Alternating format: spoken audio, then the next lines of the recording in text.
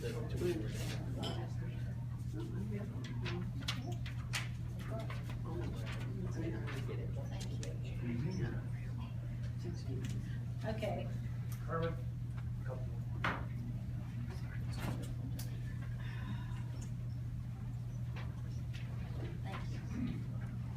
Okay, here we have a question. And I'm going to sit down, and I think if we just pass the microphone down, we don't need to get up to do this.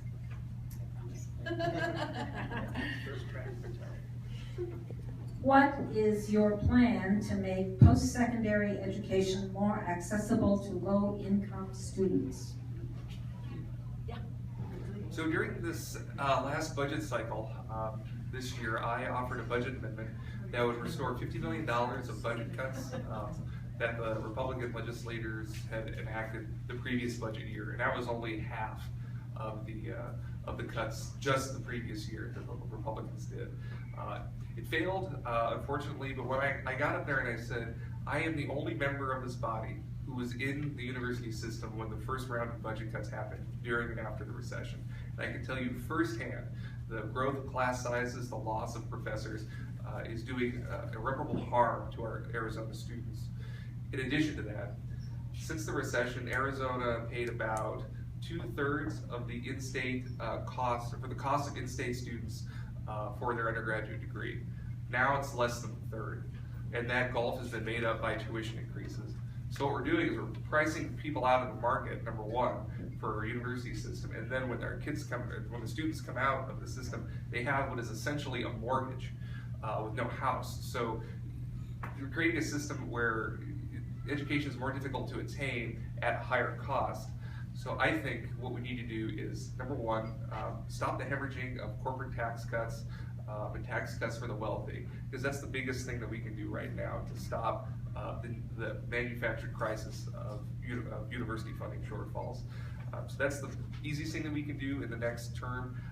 To do anything beyond that, we know there is the supermajority for any sort of tax increase, but making sure that we stop the hemorrhaging is the most important. And I know nationally we're hearing a lot about making higher education affordable at public institutions. So I look forward to seeing what comes out of when Hillary gets elected. I look forward to seeing what comes out of that. Well, I think Matt brought up some interesting points, but I think the tuition costs are really, for not only our four-year schools, but sometimes even our community college, tuition costs are too high. Our state schools should be the most accessible to our state residents. And I think one of the things that we're moving through some ideas last session was a plan or a bill or a way to make sure that our goal is to reduce the student's burden to 50% of the cost and make sure the university burden or the state's burden is 50% of their tuition. So as Matt mentioned, we're far from that, and we should use that as an aim. In fact, I believe that's one of the goals of the Tucson Chamber. When I was reviewing their website the other day for my interview with them, I was pleased to see that as an idea that they also support. I met a girl when I was campaigning last time, a young girl on the campus who said, I have a scholarship, and I was on a full tuition scholarship. However, the tuition rates went up, and now they're charging me $1,000 a year. That shouldn't happen. When someone's on a scholarship, they should be on a scholarship for their entire year. They should be locked in at that tuition rate. And so we have to be sure that we're protecting this resource for Arizonans, because it should be the most accessible for them to get their education. Okay, well, first of all, I think that the cuts to the university system, in particular to Pima College, are abominable. I mean, this is our future, and the university system in particular is actually one of the biggest job creators in town, because they have all the research spin-off businesses. So I support what these guys were saying, but I also think that we ought to really look at Pima College and try to fight for more funding from them. Bernie Sanders and President Obama have talked about either free community college or free four-year college, and it's my understanding that free community college actually pencils out with the amount of money that's being spent on loans for these kids, that we could actually pay for community college. And so I think that that's one of the things that we should look at. Because I know that I went to Pima College, both of my kids went there.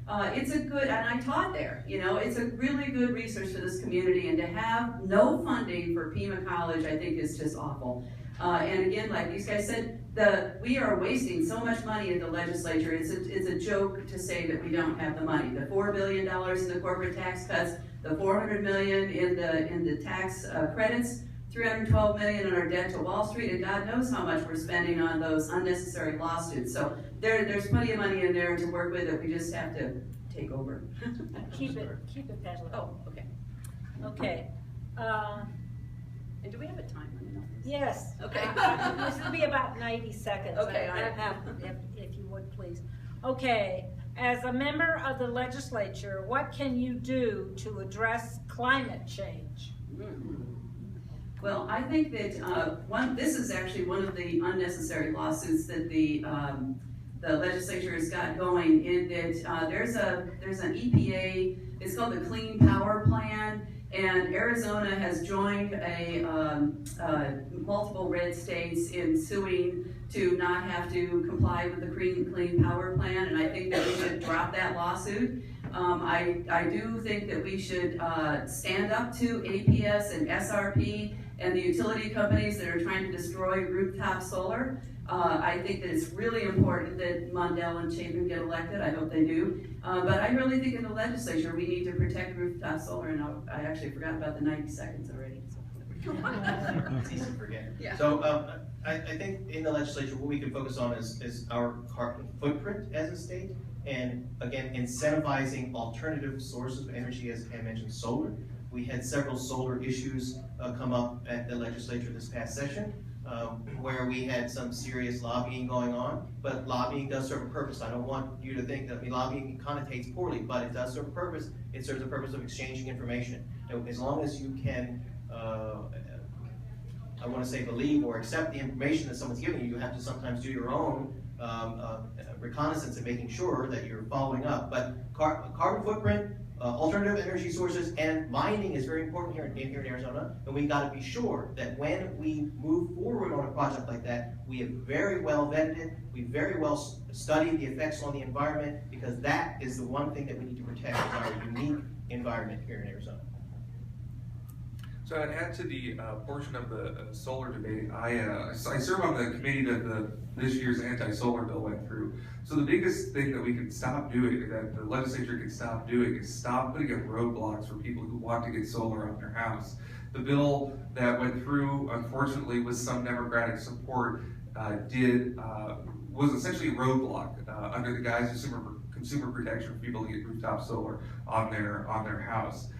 So we need to stop making it difficult for people who want to do their part for climate change. And then also, the big thing in Arizona is water. We saw some terrible water bills. The governor thankfully vetoed those, but if we're gonna have a sustainable state, we can't run out of water, nor can we let people think we might run out of water in the near future. What can we do to get a high-speed rail line between Tucson and Phoenix?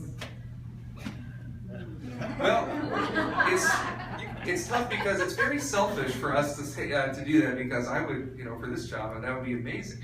But I think looking at our, in addition to something like that, which I do support, and I know that's something Senator Farley has been working very hard on the past number of years, is looking at, in addition to our transportation infrastructure, not just the number of people we have, but how are people choosing to live their lives? Where are younger people moving? Where are populations growing? So making sure we have a robust public transit system in the state. Most of that is taken care of at the local level, but we need to have we need to be forward thinking to see how people are living their lives, where people are moving, and understanding the growth and acting accordingly.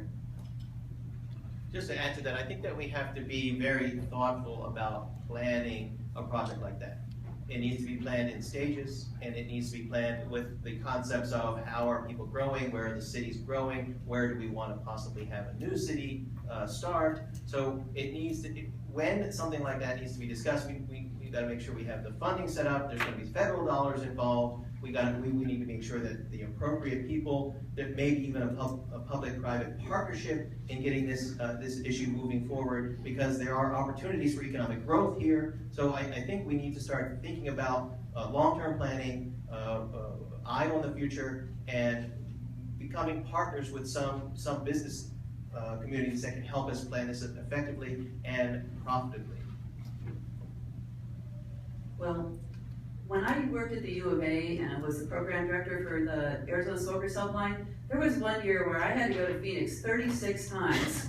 And I drove that, the freeway, and it was a joke because we would pass other U of A people in U of A cars, and we thought, look how much, it's always struck up a conversation about that darn train, why don't we have that commuter train? And so part of my platform is public banking. And public banking is a very sustainable way to fund infrastructure projects like that train, or like the I-11, or the Sonoran corridor that they wanted down in southern part of Pima County. Because we can self-fund these types of projects. We don't have to borrow money to do it. Borrowing money to build something like this doubles the cost. So I have flyers out there. I can't explain public banking in 90 seconds, but I do have flyers out there, and it is a way to do big projects like the train. And we're gonna make you go first next time. Okay, this is a very well-crafted question. Did you or do you anticipate taking any campaign contributions from APS or TEP? I think that it sounds like a loaded question, right? Yes or no? Yes, I did. I have taken Pinnacle West money. I don't know, a couple $100 last time. Yes, but does that mean I'm going to vote the way they want me to vote? No. Does that mean I'm going to sit and listen to what they have to tell me? Yes. Does it mean I'm going to sit and listen to what they tell me and think about what they tell me and go to my colleagues and go to some resources and look things up and talk to some experts and verify things? Yes. I'm running traditionally. I have taken PAC money. I've taken PAC money from the AEA. I've taken PAC money from the Planned Parenthood. I have taken PAC money from Pinnacle West. I think it was $300. But does that mean that it influences my vote? No. What it means is it helps me get reelected, and it allows me to ask my traditional donors for less money. So my voting record is probably going to preclude me from getting any money from those sources.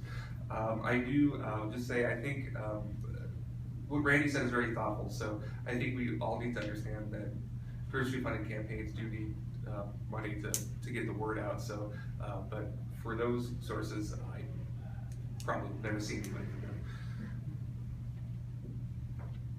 So one of the worst jobs I ever had was working for an electric utility, but I didn't tell them that when I met with them, because they call us all up and they set up appointments. So I met with TEP and I started, really asking them, how many plants do they have? They're still burning coal, and how, what is the capacity for here and there? And, and I told them, I said, I'm running clean, so I'm not going to take any money from those guys. But I did tell them that I understand what they're talking about. I worked in the PR department. It was like the worst mismatch for my personality, but I did learn a lot about electric generation. So I'm not taking their money because I'm in clean elections, but I did say that I would talk to them, and that's about all I promised.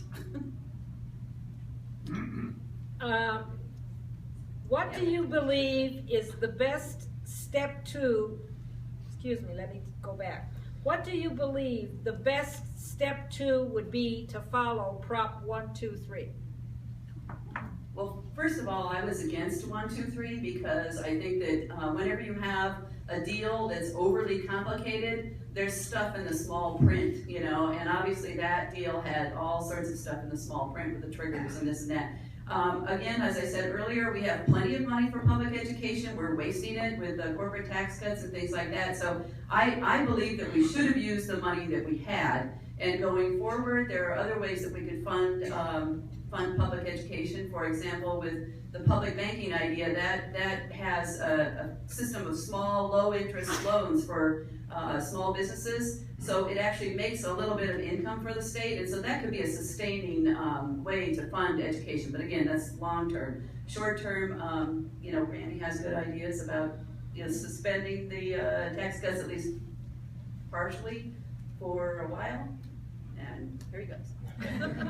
Well, Pam's right. I had an amendment in the budget to freeze any increases in the corporate tax breaks. I pretty much have a 3-point plan. First is freeze any more corporate tax breaks. Remember, our schools have been cut since 2008. All that while, during the recession, corporations were getting tax breaks, increases in their tax breaks. The second part of my plan is to renew Prop 301 sales tax and increase it to a full penny. 301 sales tax goes to education. It's dedicated to education, and right now it's at 0.6 cents. We should be able to increase it by 40% and go to a full penny and send all that money to support our education, classroom needs, teacher pay, things like that. And then the final point in my plan is to revise the way we use our state land trust fund. 123 was a bad plan, wasn't well thought out. It was rapidly thrown together to settle a lawsuit, and 6.9% per year for 10 years is too onerous for our fund. And what I think we should do is a counter-cyclical plan where when the economy is robust, we allow, and jobs and people are doing well, the economy is robust, we allow the plan to reinvest in itself.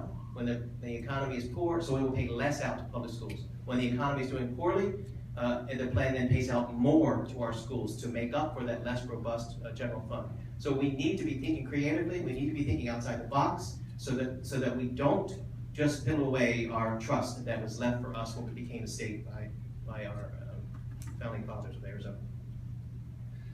I think these are really good ideas, and the one thing that I will add is that, especially for the 123 and the land trust, is that we have to revisit that as soon as possible because of the diminished principal in it, so our return will be much less. But the one thing we need to understand is we do have to be mobilized because we have impending fiscal cliffs in about 4 years with 301, and then 10 years from now with 123.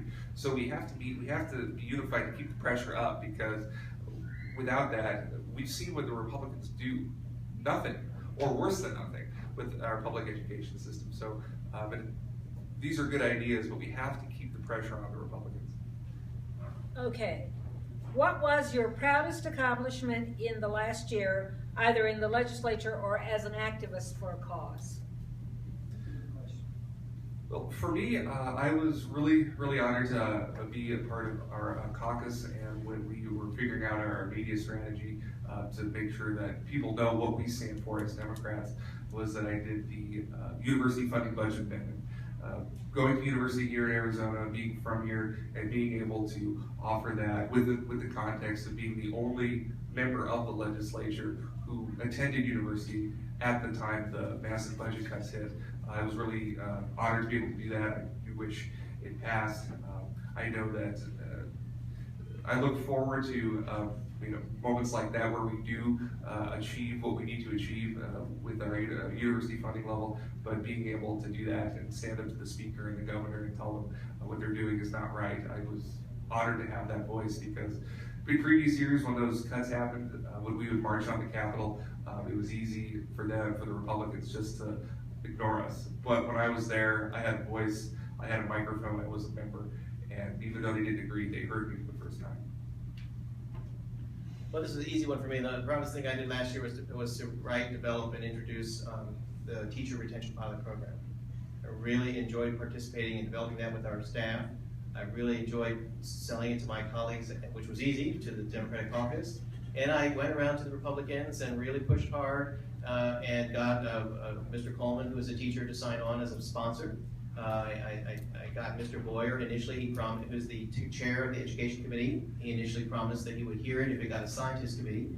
And then went to the speaker and begged him and pushed him and prodded, and this is all during the whole gun thing on the floor. I was not his favorite person at that point. But he's still assigned it to the Education Committee, and then unfortunately Mr. Boyer did not vote on it. But it was a very rewarding process to take an idea from here, put it on paper, show it to a staff member, help to get legislation written, and then put it through the process. So I was very proud of that. Okay, well, I think that the proudest thing that I did last year was to decide to run, really. I've been blogging about the legislature for 8 years now as a political blogger and complaining, and Jim could tell you that every night at our kitchen table we sit and went, and so it was like, it was like when Victoria said that she was going to challenge McSally, she was the first person I called. I said, is anybody lined up for this? And she goes, no. And I said, well, I'm going to do it.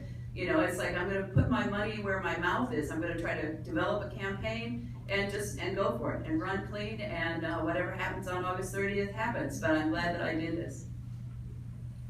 Okay. So what will you do to help protect local control?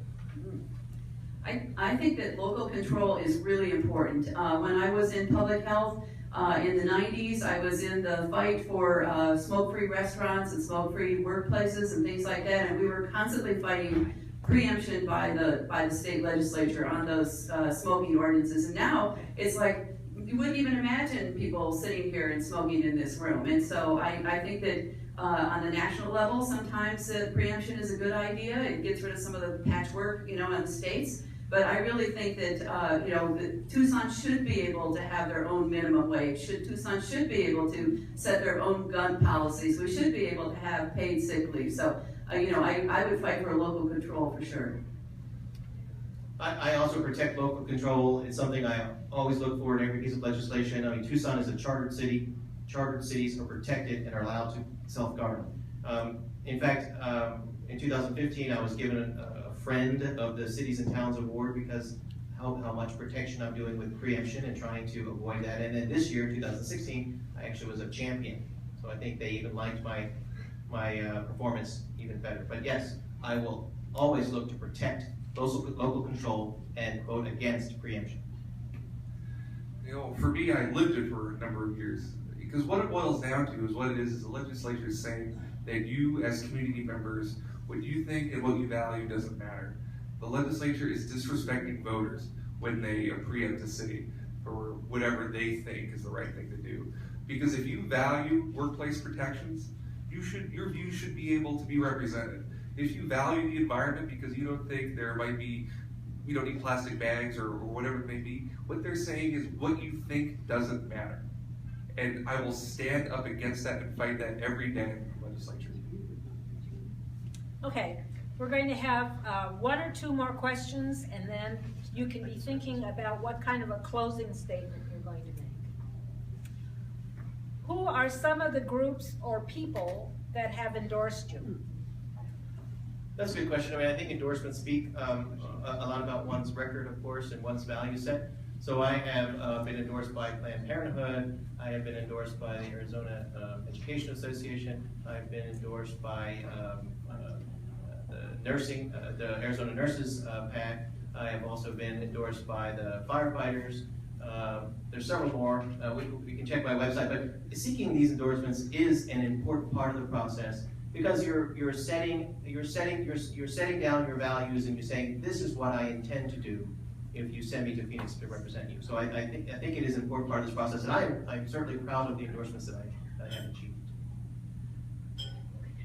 Well, one thing with endorsements is that I found out as a challenger is that they generally endorse incumbents. And so I've got a nursing endorsement, and I've got another one coming on the way, is what I heard in the wind, but I can't say it. And for the most part, my supporters are voters. I walk the streets and I got 277 $5 donations, and those are the people who endorse me. Well said. So for my campaign, the Tucson Mayor and Council and all 7 have endorsed my campaign. I've been endorsed by Planned Parenthood, the International Brotherhood of Electrical Workers, United Food and Commercial Workers.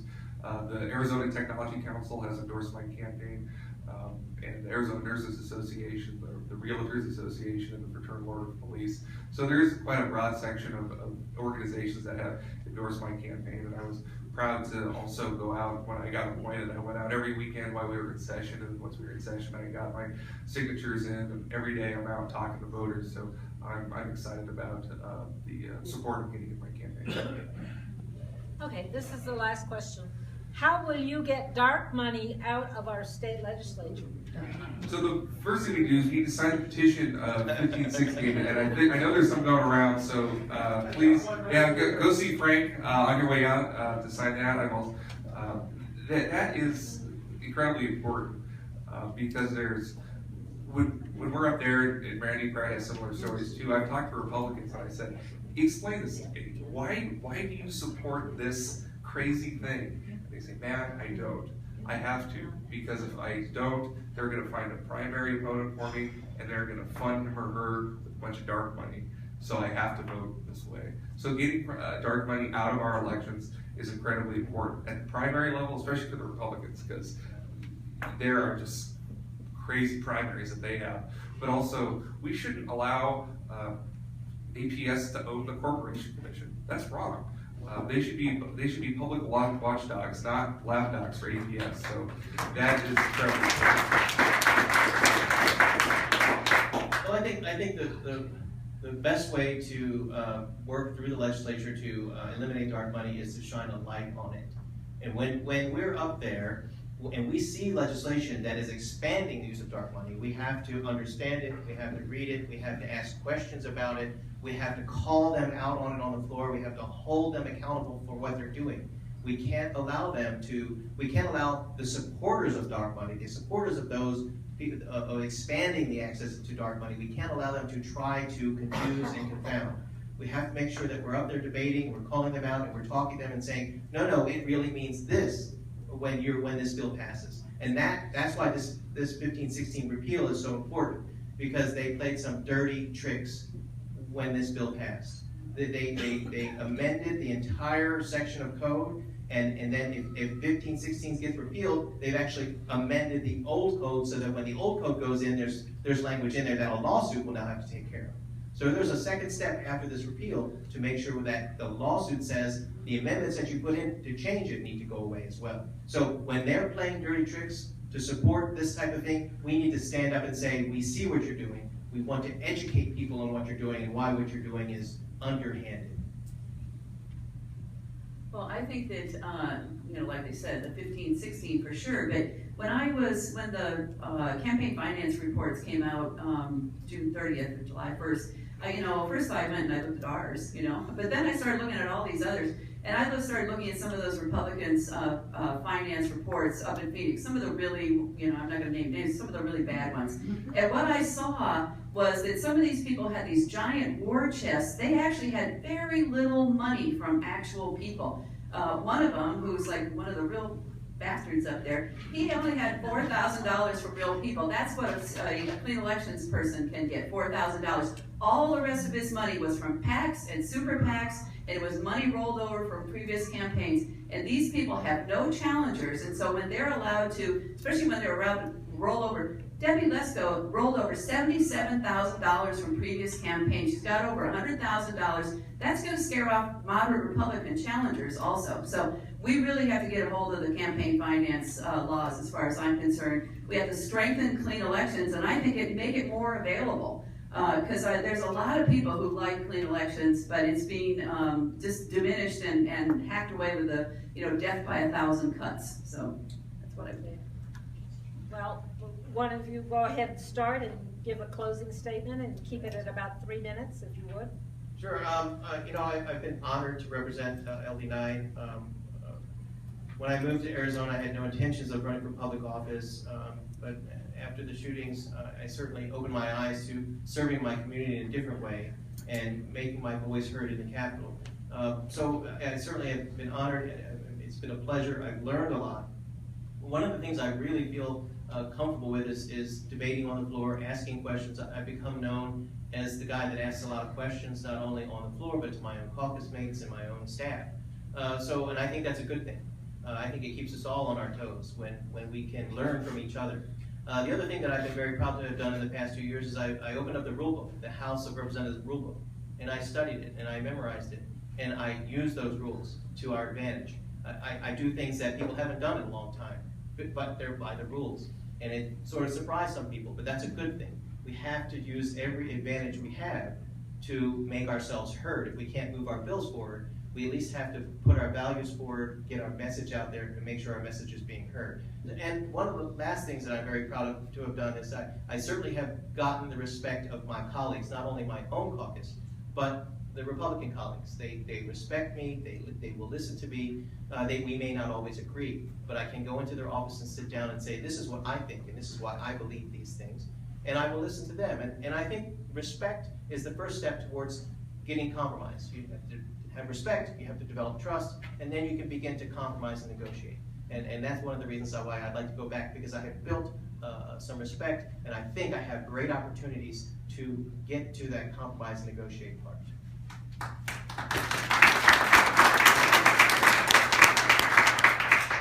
So I would like the PCs and the supervisors, I'm very humbled by their vote of confidence in me to send me to the legislature for this session. The kids, when we were able to restore kids care this year, that's something I'm going to carry with me for the rest of my life. Being able to provide health care for over 30,000 children in Arizona, something I'm incredibly proud of. It's something we fought for every day of the session, and not until the end of it were we sure we were going to be able to get it through. So that's something I'm incredibly proud of. Going forward, it's the fun part of the campaign, as far as I'm concerned, because I get to go around to door and talk to voters in our district, and I've heard some incredible stories. I was talking to a gentleman who's a little bit older than me, and he said, "You're the first person that's ever knocked on my door and asked me what I thought." And he says, "I was losing, faith in our system, and I'm so happy you did this. I'm so happy you took the time to listen to me and to represent me." There's another gentleman I learned a lot. He was older, he's a grandfather, and he said he went to go see his school counselor at his grandson's school because he was having some issues. So there was a teacher out that day, and the counselor was having to cover in a class, and at the time he went, she was proctoring an exam. And while they were there talking about his grandson, there was another administrator came in, and she said, "We have a problem with another student, we need you right away." So the counselor had to ask him to cover the class while she had to go deal with an issue. So every day I learn what our constituents are facing, and every day I'm excited to go back out there again to learn more and to earn their trust and their respect and their vote. So I look forward to this campaign. I look forward to hopefully a better session, next session with more Democrats, and let's go out there and make sure that we win some seats.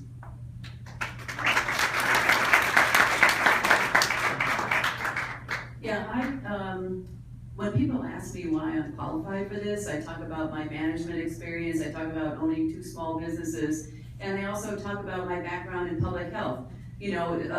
Several people have said, "Oh, well, you and Dr. Friese, you're both in medicine." And I said, "Well, I'm trying to prevent you from ending up in the ER to see him." So we're sort of on opposite ends. And the legislature makes so many bad health decisions, I think they need somebody with a public health background. Sometimes they'll cut something because they think it's going to save them money today, then it actually costs them a whole lot more money down the road. Like when they cut the Medicaid funding when Jan Brewer cut Medicaid funding for 300,000 people a few years ago. And she got on all the television stations for her death panel because people were dying because she ended their health care.